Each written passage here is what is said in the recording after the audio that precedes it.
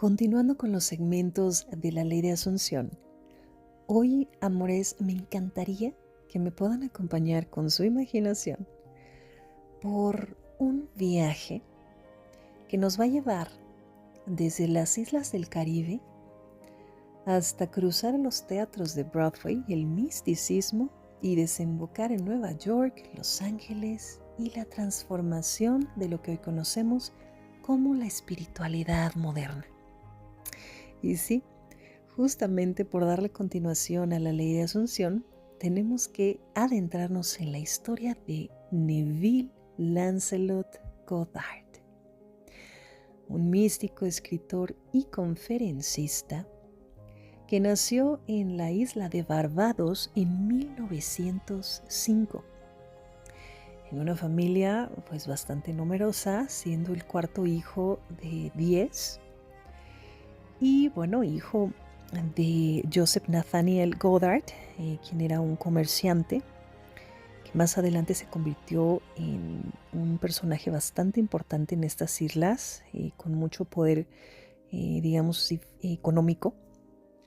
Y bueno, esposo de Wilhelmina Goddard, quien fue también clave en el crecimiento de Neville Goddard, en su parte espiritual, en ese amor de madre, en sostener, a pesar de la situación en la que venía Neville Goddard, una dignidad, valores, principios, puesto que era una familia también con principios cristianos, que le ayudaría a él en sus experiencias del futuro y en su camino.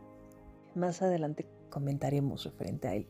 Pero es que él cuenta que cuando estaba pequeño, su mamá, a pesar de que ellos estaban en una situación muy humilde, porque los orígenes de Neville Goddard fueron humildes, de hecho su familia atravesó por momentos de gran pobreza, incluso comenta él que a veces no tenía ni siquiera calzado para poder andar en la isla, y que a pesar de todo eso su mamá siempre los educó bajo la premisa de somos Goddard, tú eres un Goddard, así que cada decisión que tomes siempre sea basada en el honor de tu familia. Y que entonces dice Neville que al escuchar esas palabras de su mamá eran como si le dieran a él una sensación de que, aunque al parecer no pertenecían a una familia que fuera de renombre, el que su mamá le dijera la importancia de sostener el apellido Goddard lo ayudó a poder darse valor como persona y al mismo tiempo honrar el apellido de su familia. Entonces, cosas como estas fueron importantes para él. Y también una experiencia que vive cuando estaba pequeño, que dice que su mamá, estando con él, conocen a una mujer que leía la mano. Y entonces se la lee a Neville, que le dice, este niño será alguien grande y tendrá un gran legado. Lo cual pues se quedó resonando en la mente de Neville. Sin embargo, su mamá pues al tener principios cristianos pues le dijo, vámonos de aquí, no le hagas caso, no escuches estas cosas. Lo que sí me gustaría recalcar es la importancia de cómo situaciones que parecían a lo mejor sin importancia en la infancia de Neville, con el tiempo él se dio cuenta que fueron clave en sus decisiones y en lo que se llegó a convertir. Y aquí quiero hacer un paréntesis, mis amores, porque parte de lo que es el camino del despertar de conciencia, de recordarte como la fuente, de responsabilizarte de tu vida, tanto desde la visión espiritual como incluso lo que hoy percibes en el plano físico, es que los puntos, y esto lo decía Steve Jobs, se conectan hacia atrás. Llega un momento en el que pareciera que todo lo que estás atravesando no tiene ningún sentido, pero cuando llegas al objetivo comprendes el por qué tuviste que vivir ciertas cosas. Entonces pareciera que a veces el consciente sí se queda con información que te sirve con el tiempo, como las situaciones que acabamos ahorita de ver en la historia de la infancia de Neville Goddard. Y tiene muchas otras, pero obviamente no nos vamos a centrar mucho, sino esto va a ser muy largo. Creo que estas son de las más importantes y de las más clave. Conforme pasa el tiempo, Neville Goddard comienza a sentir atracción por lo que es el baile, por lo que es el teatro, lo que lo lleva a mudarse a los 17 años a Estados Unidos. Y entonces comienza a estudiar drama, porque pues, se convierte en una pasión como tal el teatro. Y debuta como bailarín en el Hipódromo de Nueva York en el año de 1925. Y esto también se vuelve clave en su historia, puesto que lo lleva a hacer viajes al United Kingdom, a Europa, Inglaterra específicamente, donde conoce a un personaje que yo considero que esto comenzó a ser parte de las chispitas que te va lanzando la vida, incluyendo la mujer que conoció cuando era pequeño, que le dijo que iba a dejar un legado grande para el mundo. Pero conoce a un personaje que estaba muy relacionado con la metafísica en ese tiempo, llamado Arthur Begbie. Y bueno, él le introduce a este mundo de la metafísica, del poder de la mente, lo cual para Neville, de venir de una familia cristiana, pues sí le genera un poco de ruido, ¿no? Así como, qué locura. Pues a lo que nos sucede a muchos, que llegamos a este camino y que venimos desde una lógica, desde una razón en que está basada completamente en la ciencia, y que sí tenemos influencias religiosas, pero que una vez que conoces estos temas te das cuenta que realmente no tienes tanta fe en lo que no es visible. Entonces comprendo que para Neville esto fuera de inicio una locura. Sin embargo, parece que el expositor en ese momento fue tan fuerte o tan certero con lo que compartió, que a Neville se le queda esa información y hace que cuando él regrese a Nueva York, pues sienta como un hambre, ¿no?, por ese conocimiento espiritual. Esto lo hace comenzar a buscar libros que hablaran referente al poder de la mente, que hablaran referente a todo este movimiento metafísico, incluso lo que algunos conocen como conocimiento esotérico. Y él cuenta que cuando se iban en sus giras, mientras sus compañeros se ponían a jugar juegos de mesa para distraerse en lo que tenían sus presentaciones, él viajaba con esos libros que podía comprarse de poco a poco. Decía que viajaba con su biblioteca y se ponía a leer y a leer, o sea, realmente se adentró a ese mundo. Algunos de las fuentes que él tenía era, por ejemplo, de Margaret Ruth Brummy, y ella con esta obra que hizo del libro El hombre que sabía que era Dios. Él comentaba, por ejemplo, mucho de Shakespeare, algunos libros apócrifos. Y bueno, lo apócrifo, nuevamente hago paréntesis, recuerden que no son libros que sean malos, sino que simplemente no fueron incluidos en el canon oficial conocido como la Biblia, pero que al final su contenido es de mucho valor. El punto es que llega un momento en el que Neville tiene un encuentro con alguien que él dice sería el único que llamaría mentor. Y es que transforma su vida de una manera radical. Pues conoce a un hombre llamado Abdullah, que es un maestro judío etíope, a quien conoce a través de una charla que uno de sus compañeros, al saber que estaba leyendo todo esto, le dice: oye, ¿por qué no vas conmigo a estas charlas que se están dando?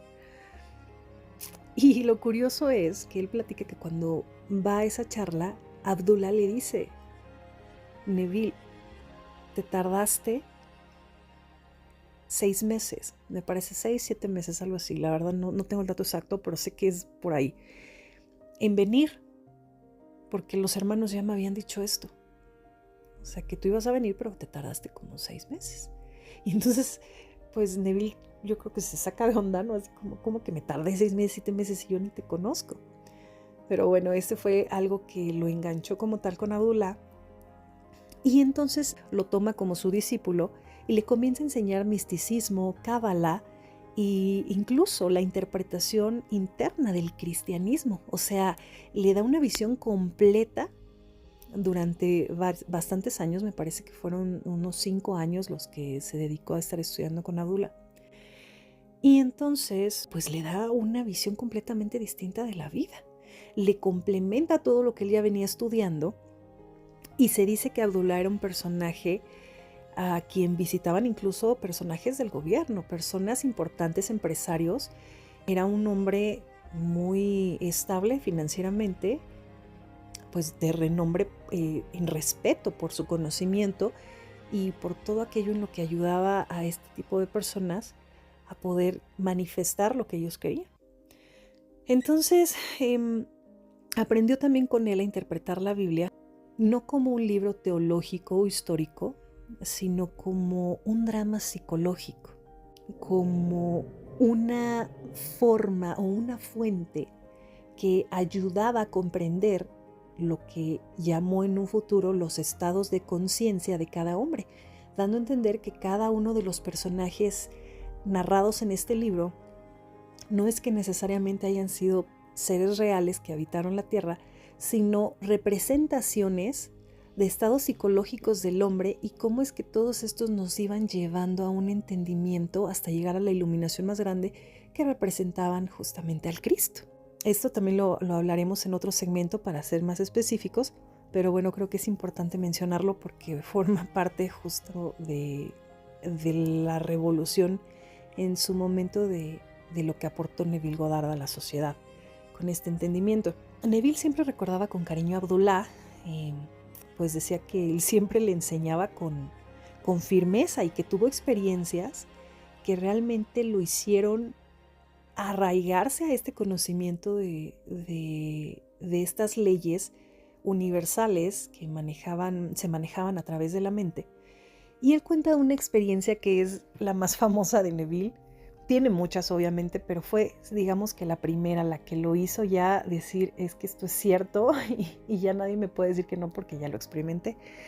Y es que él dice que hubo una época, lo que se conocía como la Gran Depresión, por ahí del año de 1929. En este tiempo, pues él pierde su carrera como bailarín de teatro, puesto que se cerraron todos los teatros, y esto afectó completamente a su economía.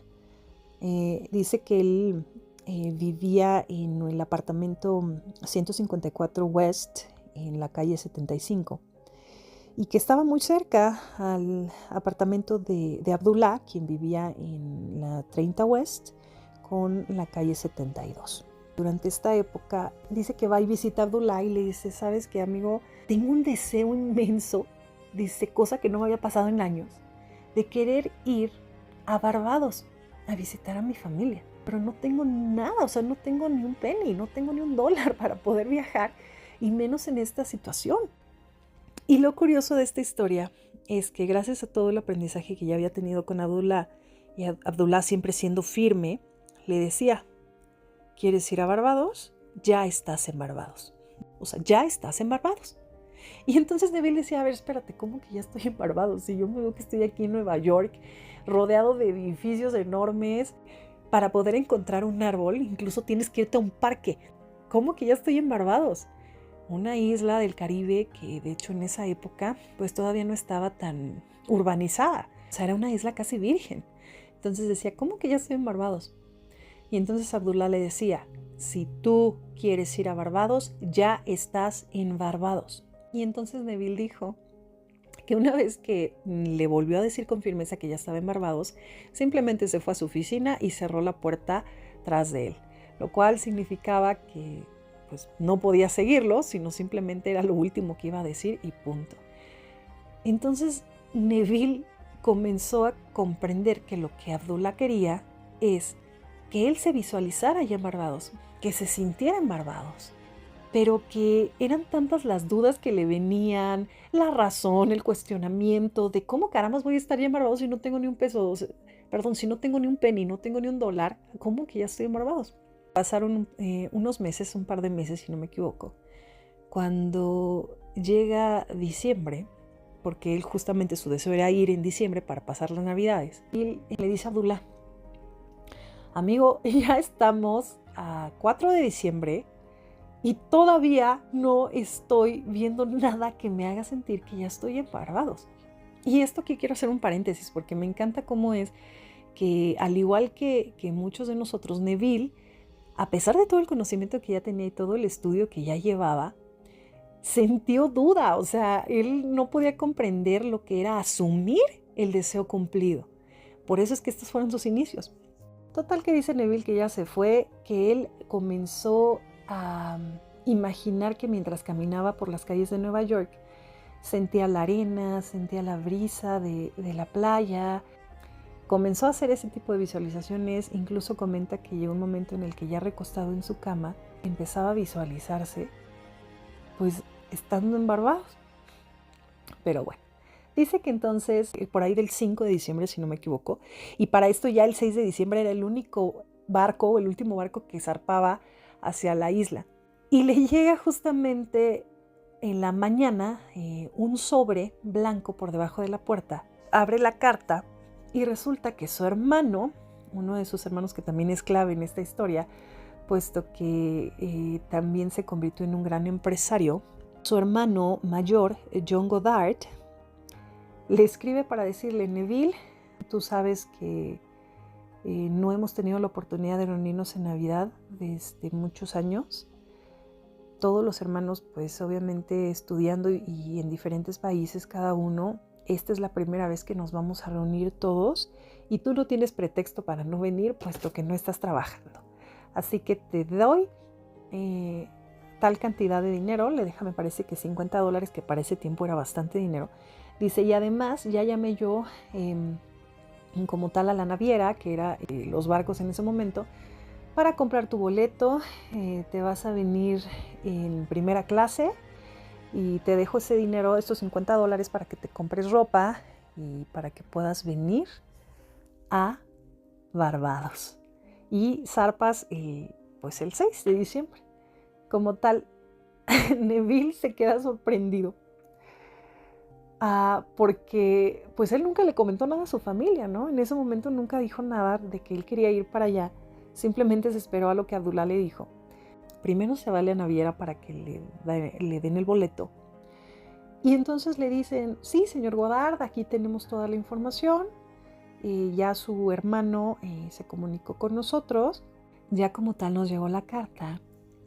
Pero resulta que está tan lleno, vamos a poder darle la oportunidad de disfrutar de todas las amenidades de la primera clase, pero va a tener que dormir con la tercera clase. Esperemos que eso esté bien para usted. Y Neville, sí, claro, no hay problema. Total que él lo que quería era irse, ¿no? El punto es que regresa con Abdullah y dice, yo estaba feliz porque creo que Abdullah iba a estar contento de saber lo que logré. O sea, realmente voy a Barbados y con todo pagado, sin yo invertir ni un quinto. Bueno, total que va con Abdullah y Abdullah le dice, ¿y quién te dijo que vas a viajar en tercera clase? Tú vas a viajar en primera. Y le dijo también, Neville, cuando regreses de ese viaje, habrás muerto. Y entonces Neville se saca de onda, dice, es que tiene unas formas de expresarse mi amigo Abdullah que a veces yo no entendía, ¿cómo que habré muerto? Dice, ya después entendí a qué se refería. Llega a la naviera ya al día que tiene que viajar y resulta que le dicen, señor Goddard, la persona canceló y entonces usted se va a ir en primera clase. Total que dice que fue el viaje más impresionante de su vida, que tal cual murió el Neville de antes, el Neville que no creía, el Neville que venía de una historia que estaba basada bajo principios muy limitantes, creencias muy limitantes, que efectivamente, o sea, cuando se fue, murió al hombre que él era, se dio más oportunidad de vivir.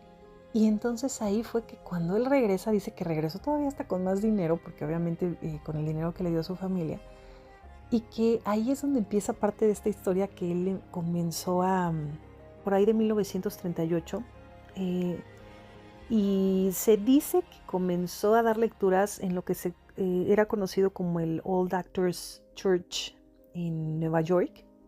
De inicio él solamente cobraba, de hecho, lo que era para poder cubrir los gastos del lugar, y dice que de inicio pues él le dio 50 invitaciones a los que eran sus compañeros en ese momento de la escuela de baile, pero que algunos de ellos fueron, y creo que fueron como 6 o no sé, y que solamente para apoyarlo, que no muchos le pusieron interés, pero él no se detuvo. También se habla de que pudo dar clases en el Teatro del Hipódromo, teatros que estaban relacionados al lugar donde él bailaba. Fue tanto lo que comenzó a crecer su mensaje, que dio conferencias en teatros como el Town Hall y llenó auditorios y hasta condujo incluso programas de televisión más adelante, ya no en Nueva York sino en Los Ángeles, De hecho, a lo largo de su historia, él manifiesta el matrimonio con la que fue su segunda esposa, porque durante la época de bailarín, siendo muy jovencito, tuvo una esposa, tuvo una hija. Obviamente el matrimonio pasó por diferentes circunstancias en toda esta transformación de Neville. Él se divorcia. De hecho, también la historia de cómo fue el divorcio fue impresionante, porque fue una manifestación que le llevó justamente a su siguiente esposa, que fue con la que ya duró, pues por el resto de, como tal, de su vida, y con quien también tuvo una hija que se llamó Victoria. Y bueno, el punto es que fue tanto ya el éxito que él tuvo con el tiempo y todas las experiencias que él compartió, que como tal lo hicieron fortalecerse y dejar ese legado que en algún momento, ¿se acuerdan? La mujer de su infancia le dijo que haría. Hay una parte en su historia donde él comenta, en la época de bailarín, parece que una maestra hablaba de temas de conferencistas, de cómo modular la voz. Neville tenía un acento de donde venía, de Barbados, y que dice que esa maestra lo puso enfrente de todos y les dijo: este es un ejemplo de alguien que nunca va a poder hablar en público, porque su voz casi no servía. Y entonces él también sostuvo eso como algo que lo marcó, pero que en lugar de tirarlo, lo impulsó a demostrar que claro que sí podía. Y vean tanto que se convirtió en uno de los más grandes mentores de lo que en su momento se conoció como el nuevo pensamiento, de New Thought, cosa que de nuevo no tiene nada, y ya lo iremos platicando en otros segmentos. De hecho, en esa época había personajes ya conocidos, contemporáneos, como Joseph Murphy, quien también dice que Abdullah fue su mentor. Estaba también ya lo que era la metafísica cristiana, que venía con fuentes como Emmett Fox en ese tiempo. Y bueno, ellos compartían escenarios con esto del nuevo movimiento. Sin embargo, Neville jamás se afilió a nada donde él dijera que pertenecía a una doctrina. Aunque sí se dice que en 1938 él se afilió a los Rosacruz, al cuerpo de los Rosacruces en su momento, pero ya no fue algo que él como que continuara como tal, sino que fue parte de ese conocimiento que él pues le ayudó, ¿no? Como muchos que en algún momento pertenecimos a una religión o tal vez a otro movimiento, pero bueno, que al final nos llevaron a este entendimiento de sabernos la fuente.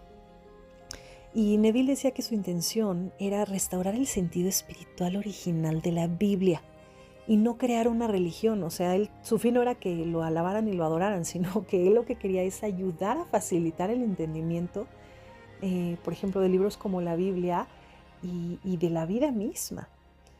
Ahora, con el tiempo, su mensaje influenció a generaciones posteriores. De hecho, se dice, bueno, algunos incluso de ellos sí lo han mencionado,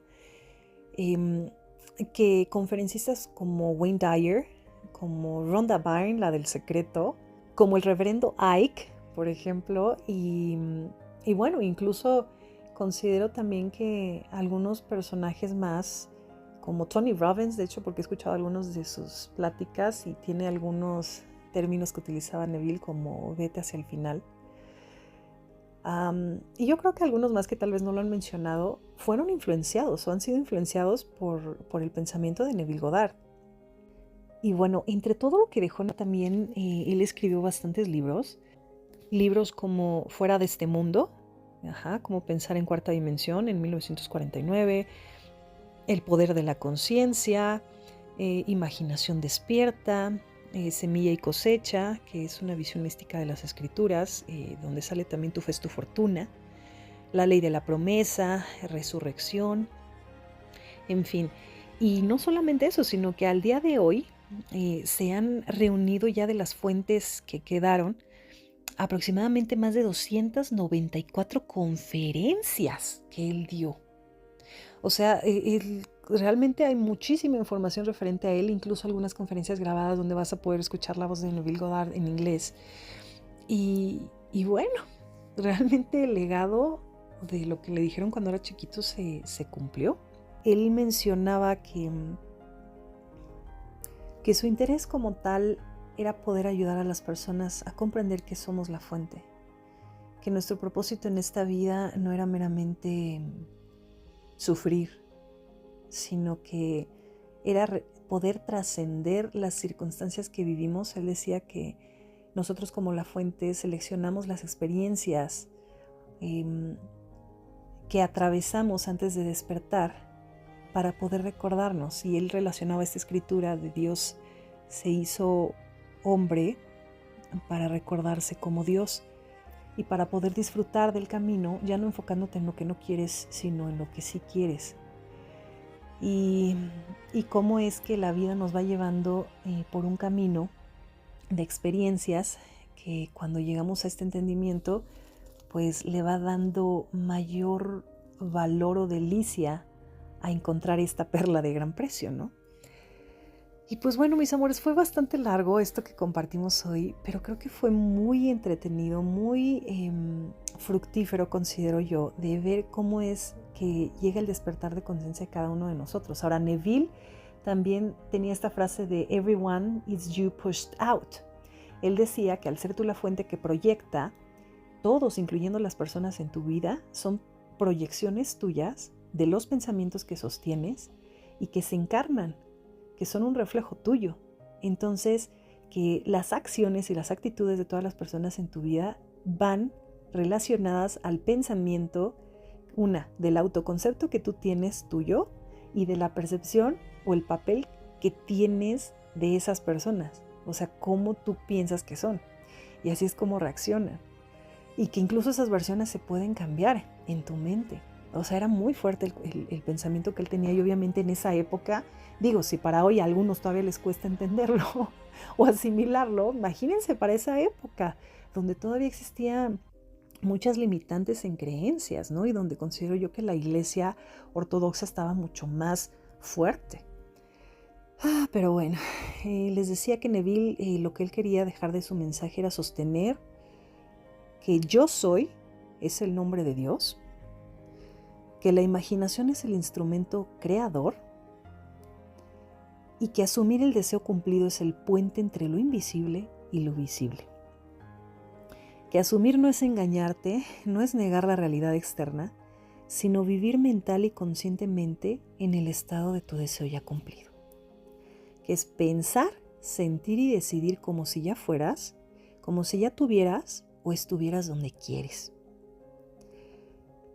Y esto es algo que considero que podemos reforzar mucho.